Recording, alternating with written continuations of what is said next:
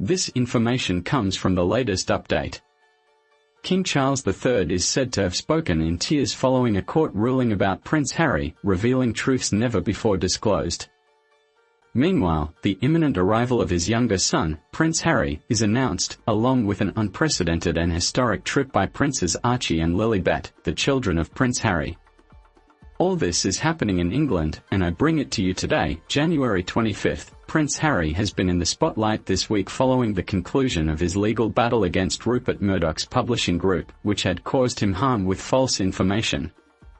The Duke of Sussex reached an out-of-court settlement with the group, which publicly apologised and agreed to pay him compensation of more than £10 million. However, another legal conflict remains ongoing: his fight to obtain more security during his visits to the United Kingdom. King Charles III, although he has no power over the security matter, has been informed of the situation and, according to experts, considers it shameful that his son has decided to undertake this legal process against the British government. Harry's fight to obtain government-funded security arose after he was left without public protection when travelling to the country in 2020. Since then, he has felt vulnerable, and on his recent visits, he has only travelled without Meghan and his children. Despite the latest refusal by the High Court of London on this matter, Prince Harry is determined to continue his legal battle. He has reaffirmed his desire for his children to feel at home in the United Kingdom, as this place is essential to their heritage. With this conflict ongoing, Harry's legal process is generating great expectation, while his father, King Charles III, finds himself in a complicated position. To delve deeper into this matter, we return to you, Orlando. In the meantime, I ask, is this confrontation between royal duty inevitable, and what about Prince Harry's personal interests? Let's analyze it together. Look, we are noticing that the security element is a key, almost honorable, piece for Prince Harry. Having it restored is not something that prevents him from being in England, as he has shown in the past that during his travels he can afford his own security and stays. Point 1 situation is very clear in all this. King Charles III would be deeply pained to see his younger son fail to reach a full understanding due to the economic disputes that currently separate them. However, it should be clarified that, despite all the legal chaos between Harry and the British royal crown, King Charles III has always been present in the lives of his grandchildren, at least through constant video calls almost every Friday of each week. The striking and specific thing about all this, friends, is that for King Charles III it will be hard, strong, and painful news to see that his son, Prince Harry, does not feel sufficiently well and comfortable with the entire legal framework of England. Now, what hurts King Charles III the most is the possibility that Harry will not fulfill his dream of reuniting with his children, Archie and Lilibet, King Charles III's grandchildren, during this month of February. So I ask you, will Prince Harry be able to set aside all the disputes and bring his children to England to finally reunite? We will be telling you minute by minute, moment by moment, what happens. Stay very, very attentive. Could more conflicts arise than love with Charles III? Let me know your opinion down below in the comment box. In 1986, Diana, Princess of Wales, officially met James Hewitt, 2 years after Harry's birth. This encounter marked the beginning of a relationship that would spark decades of speculation. Hewitt, initially hired as Diana's riding instructor, developed a close connection with the princess that lasted 5 years.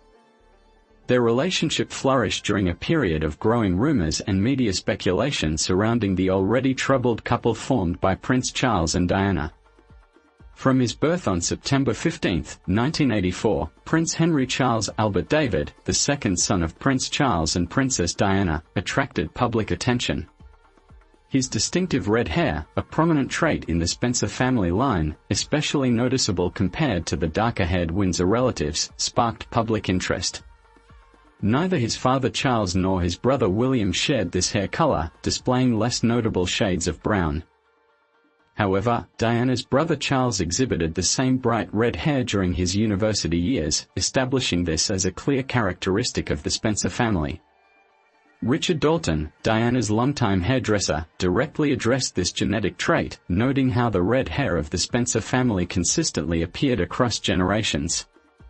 Harry's uncle Charles seemed to be the only other pure redhead in his immediate family until someone else entered the royal family's life 2 years after his birth, showing a striking similarity in red hair that raised many doubts about Harry's lineage and heritage. Nevertheless, hair was not the only reason people began to doubt that the younger prince was truly his father's son. Although there were no doubts that Diana was his mother, the growing lack of similarities with Charles became stronger over the years, and the rumors were fueled by constant media speculation surrounding the already troubled couple. Throughout his youth, Harry developed his own identity within the royal framework, markedly different from his brother William's more reserved demeanor or his father Charles' characteristic British aplomb. His involvement in sports, particularly polo, it became a regular feature of his public life. When he enlisted in the army and was photographed having fun with his comrades, looking like any other 20-something, the world began to pay attention to certain physical characteristics and mannerisms that would fuel years of public discussion about his resemblance to various figures in royal circles. The matter of Harry's appearance has remained a topic of public discussion throughout his life. His height, build, and bearing do not match the typical patterns of the Windsors or the Spencers exclusively. These distinctions, initially seen as simple genetic variations, would later take on new significance in light of genetic discoveries that led to his decision to cut all ties with the royal establishment. Early photographs show the change in Harry's appearance over years of public life, highlighting characteristics that would become subjects of intense speculation. His characteristic smile, posture, and physical presence distinguish him from both his immediate family members and extended royal relations.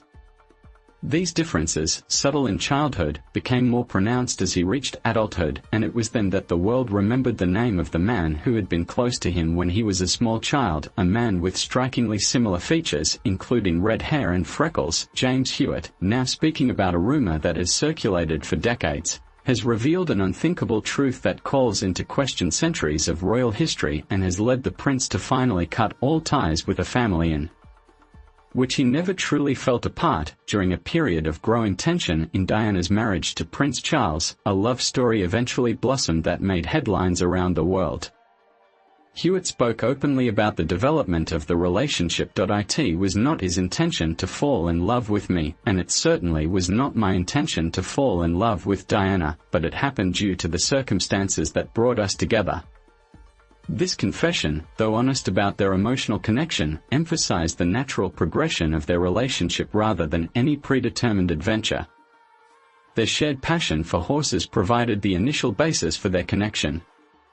Hewitt's role as a riding instructor brought him into regular contact with Diana, allowing a friendship to develop before any romantic involvement.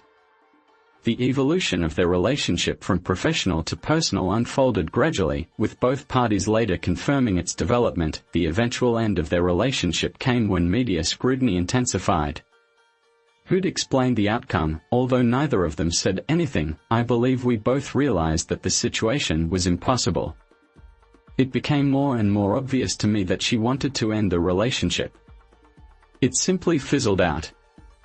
This statement reaffirmed the timeline of the relationship while highlighting its inevitable conclusion under public pressure, but the love story was not the only issue under scrutiny.